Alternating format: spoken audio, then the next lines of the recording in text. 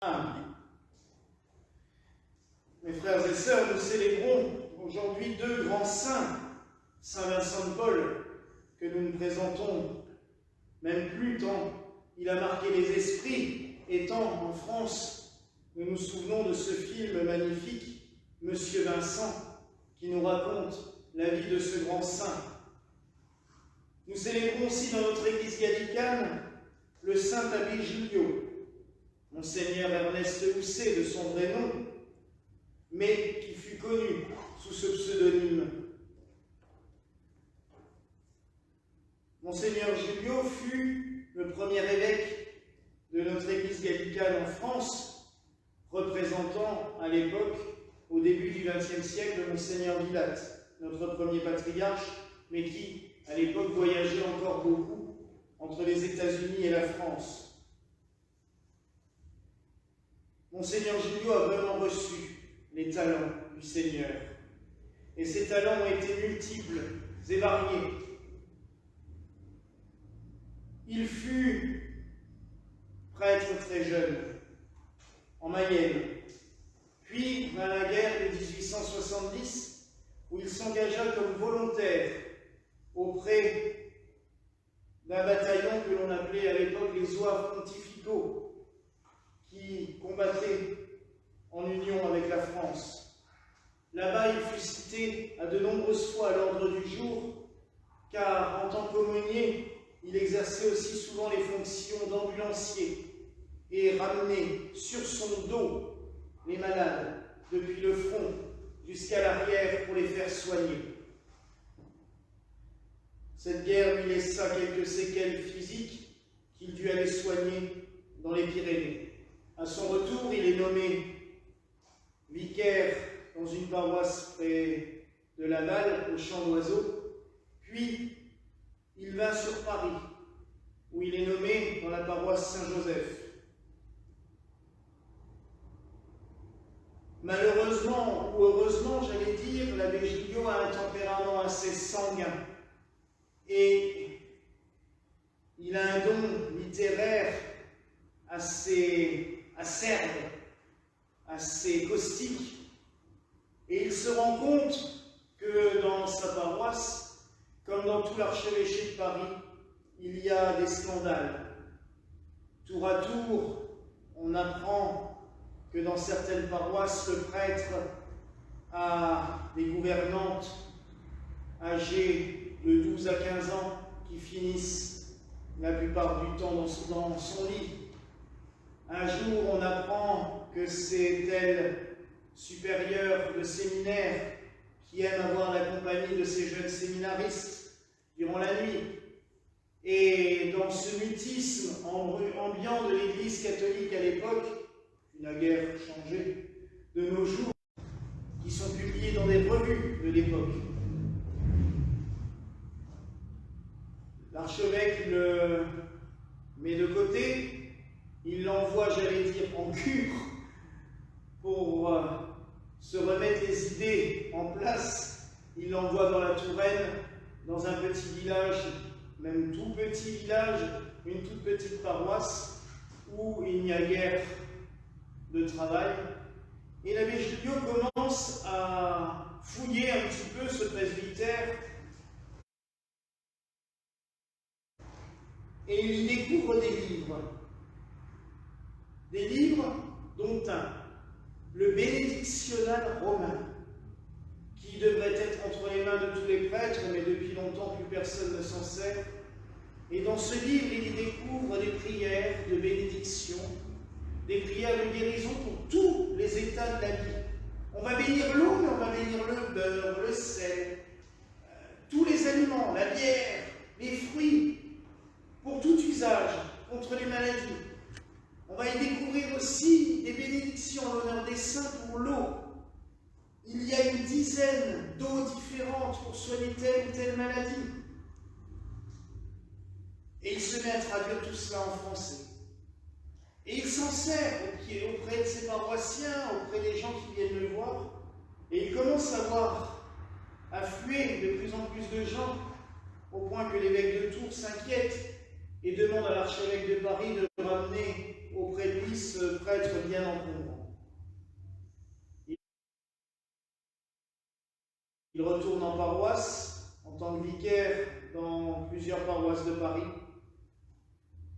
Mais son tempérament fougueux recommence, j'allais dire, et il n'arrive pas à ne pas lutter contre les scandales et contre la déchéance du clergé. À cette époque-là, paraît un livre, on est vers 1800, a déjà paru depuis 1860, mais il est réédité, et l'abbé Gilliot rencontre son auteur. Son auteur, c'est l'abbé Nichon, qui a créé la graphologie, qui vit du côté de Baigne-Saint-Dragon, car déjà en 1870, lui, il a quitté l'Église. Devant l'infaillibilité pontificale, il a préféré quitter tout cela. Et dans le livre qu'il avait écrit à l'époque, qui s'appelait Le Maudit, en 3 volumes, il y raconte la vie d'un jeune prêtre qui lutte contre tout cela, qui est exclu de l'Église, parce qu'il a révélé des scandales, des captations d'héritage, des viols, des choses horribles. Dans ce livre qui s'appelle Le Maudit, ce jeune prêtre porte un nom. Il est appelé par l'abbé Nichon l'abbé Gilliot. Et c'est là que Ernest Toussaint va prendre son pseudonyme. Et il va commencer à écrire dans des revues, la Tribune du clergé, la Tribune de la Révolution sociale du clergé. Et il écrit. Il lutte contre tout cela. Le cardinal archevêque de Paris ne veut l'accepter et il le vire définitivement. L'abbé Gilliot s'installe à Vincennes, où il construit dans sa maison une chapelle, où il va commencer à recevoir de plus en plus de monde. En parallèle, on lui présente un vieux guérisseur, Jean Sampé, qui, en fait, lui dit tout simplement que ce qu'il a dans ses livres, c'est la clé pour apporter le salut et la guérison aux gens. Et il lui dit, mais sers-toi de ce qu'il y a marqué là-dedans. C'est bien de traduire, c'est bien, mais sers-toi-en. Et l'abbé Gilliot va commencer à recevoir de plus en plus de monde, au point de guérir des centaines et des centaines de malades qui viennent. En parallèle, il va publier ses découvertes dans des livres, 3. Le grand livre des secrets merveilleux, le livre rouge que l'on connaît encore maintenant, et qui sert aussi à beaucoup de prêtres catholiques, où il y a en français toutes les traductions de ce livre des bénédictions de l'Église romaine. Il y a le livre des prières liturgiques, où il traduit tout simplement le missel parisien avec le calendrier liturgique.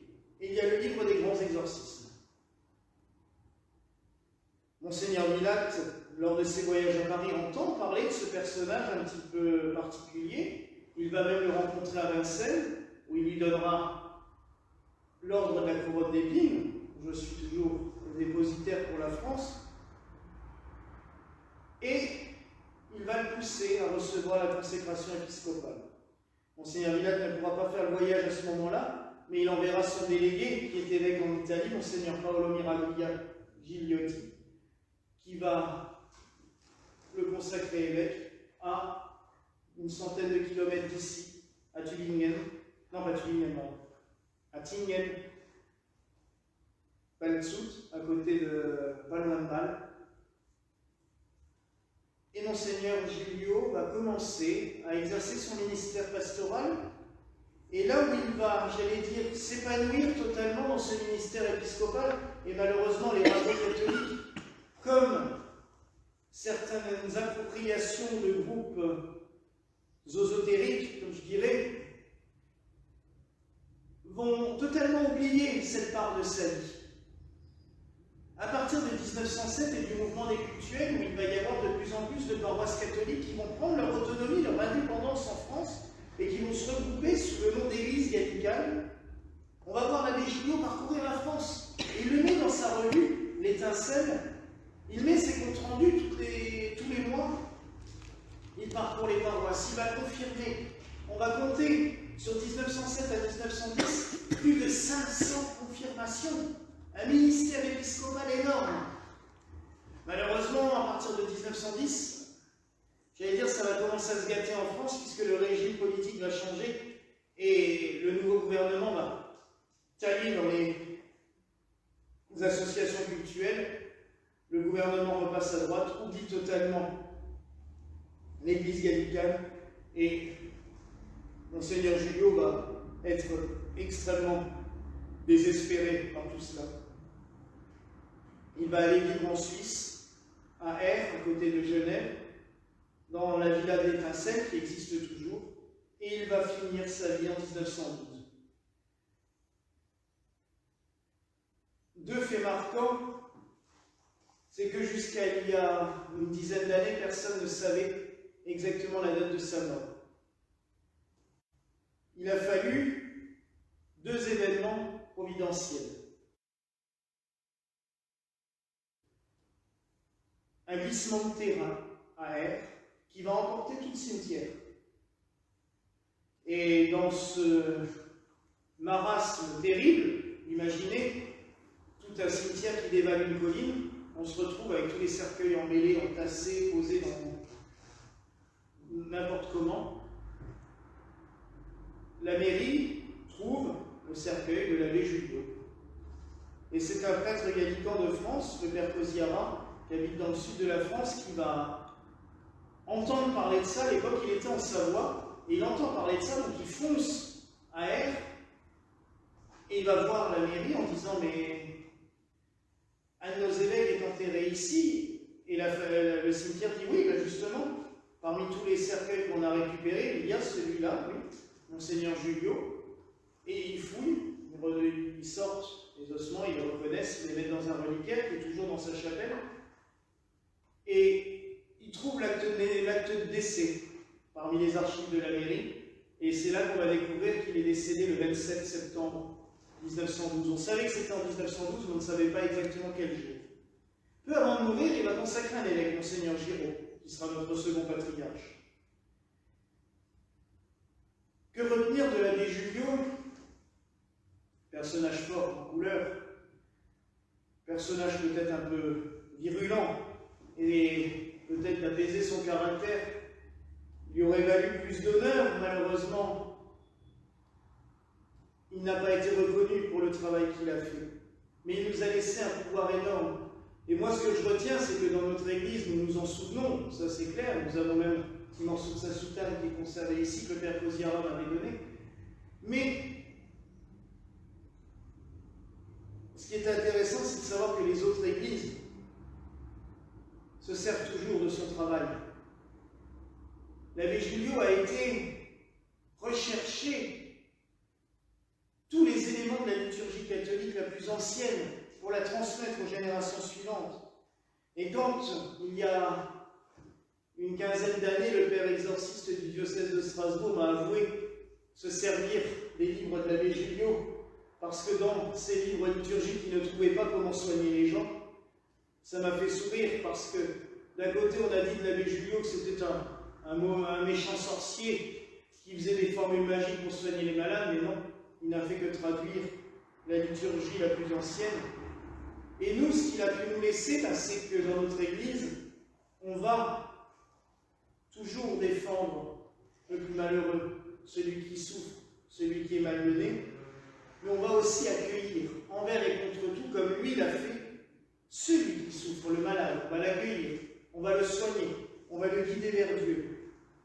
C'est une des missions que notre Église a reçue, c'est une mission que nous ne devons pas abandonner, que nous devons garder. Alors oui, pendant longtemps, on a dit de l'Église gallicane, c'est une église de guérisseurs. Non, c'est une église de prêtres. Le Christ a dit aux prêtres d'aller imposer les malades en son nom, d'aller imposer les mains aux malades en son nom. Alors faisons-le. Ça fait partie de notre mission sacerdotale. Ne l'oublions jamais. Voilà, mes frères et sœurs, la grâce que je vous souhaite au nom du Père, du Fils et du Saint-Esprit. Amen. Et que la paix du Seigneur soit toujours à vous.